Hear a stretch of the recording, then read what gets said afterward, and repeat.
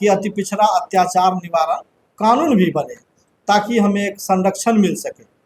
ये हमारा एक लक्ष्य है कि हम इस लक्ष्य को लेकर कार्यक्रम करेंगे। दूसरा है कि बिहार में आप देखेंगे कि हम लोग धानुक समाज के लोग हैं। अभी धमदाहा विधानसभा के अंदर जदयू के वहाँ के नेत्री हैं। वहाँ पर काजल मंडल जो धानुक समाज से आती है, 14 वर्षीय छात्रा रही हैं, उनके साथ विभत्स बलात्कार हत्या हुआ और उसे पूरी प्रशासनिक तौर पर उसे दबाने की कोशिश की गई है।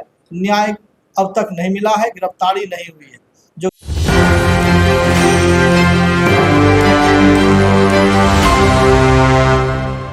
का जो प्रेस वार्ता रखा गया है, इसका मुख्य उद्देश्य है 18 सितंबर के दिन श्री कृष्ण मेमोरियल हॉल में धानुक न्याय अधिकार महासम्मेलन का आयोजन किया गया है। और इस सम्मेलन को करने के लिए बिहार के विभिन्न हिस्सों से, बिहार के सभी जिलों से हमारे धानुक समाज के प्रतिनिधिगण आ रहे हैं।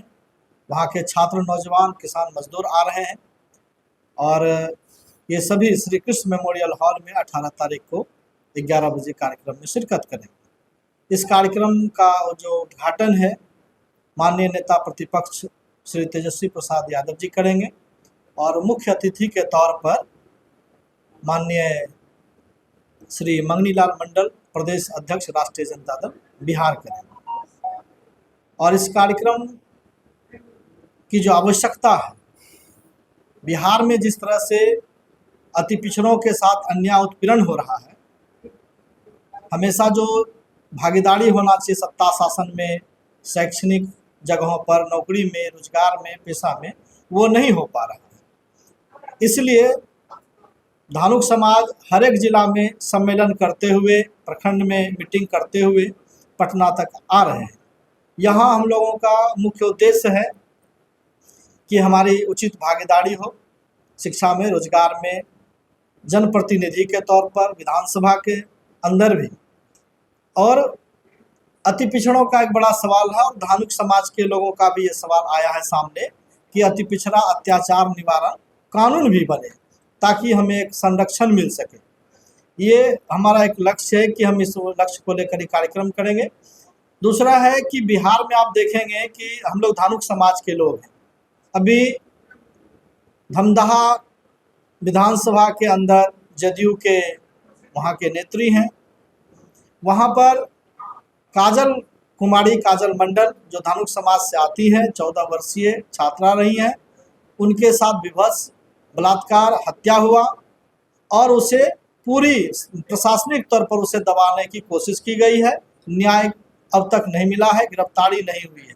जो गिरफ्तारी हुई थी उसे छोड़ भी दिया गया। उसी तरह भागलपुर जिला के बिहपुर विधानसभा में सुलेखा मंडल है, 53 वर्षीय महिला, 3 बार की पंच चुनी गई है।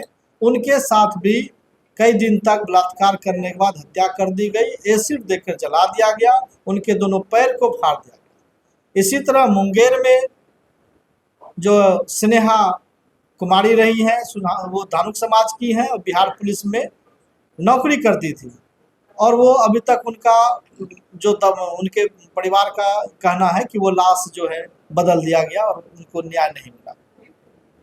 इसी तरह बिहार के विभिन्न हिस्सों में ये घटना लगातार जारी है और ये तमाम जो धानुक वोटर है 20 वर्षों से माननीय नीतीश कुमार के कोर वोटर के रूप में जाने जाते हैं, बावजूद वो हर एक मामले में पीछे हैं।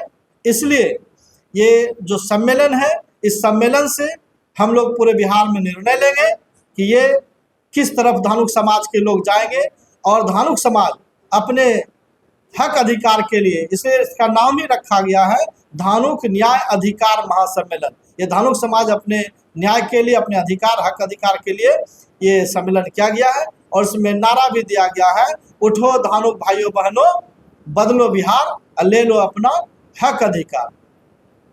तो ये इस उद्देश्य है। धानुक समाज के नेता सभी पार्टी और आप लगातार पिछड़े की बात करते हैं। क्या जो नेता बाकी पार्टियों में हम आपके लिए आवाज नहीं उठाते?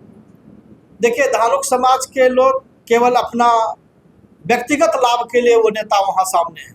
अगर समाज के लिए करते तो 19 राज्यों के अंदर यह धानुक समाज दलित SC ST में आता है। और बिहार में अगर आप धानुक समाज के गांव में जाएंगे तो रेलवे के किनारे, बांध के किनारे, जहां तहां बसे हुए उनके वो भूमिहीन भी है, दलितों की स्थिति में ही है। और आपने देखा होगा कि उत्तर प्रदेश में आंख से वो बेचारे अंधे थे और उनके ऊपर नहीं बोला चाहिए महिलाओं का, श्याम कठेरिया जी, उनके ऊपर पेशाब किया गया, छिड़काव किया गया। तो ये तो देख रहे हैं। और उससे ज्यादा विभत्स बिहार के अंदर है। और नीतीश बाबू मौन है। कहाँ नीतीश जी इस पर कुछ बोल रहे हैं? नीतीश जी तो वही 3.5 लोग वाले लोग हैं। एक क्या कहें, कहिए संजय झा, ललन जी, सब लोग तो आप लोग जानते ही। और इसलिए बिहार की ये दुर्दशा है। अति पिछड़े का अब कोई देखने वाला नहीं है। इसलिए हम लोगों ने विपक्ष के जो नेता प्रतिपक्ष है आदरणीय तेजस्वी यादव, उन पर एक भरोसा भी जताया है कि ये सत्ता में 20 साल से नहीं है। जब इनकी सरकार थी, हमारे साथी इस पर बात भी रखेंगे कि